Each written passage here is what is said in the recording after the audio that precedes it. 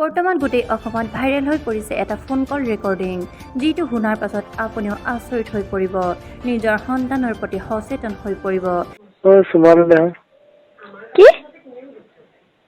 সুমানো দেহন শুনিছো। দে কিয় বা? কিয়? সুমানো দেহন নাই। হেল্ল'। হেল্ল'। হেল্ল'। হেল্ল'। কওক।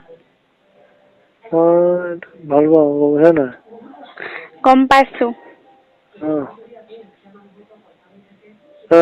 তোৰ ৰিজাল্টটো মই ভালকে কৰি বুজা নাই? শিৱসাগৰত যোৱাটো মই পইচা দিম হলো। সুমানো দেহন কি? সুমানো দেহন শুনিছা নাই? শুনিছো। দে কিয় বা? কিয়? সুমানো দেহন নাই।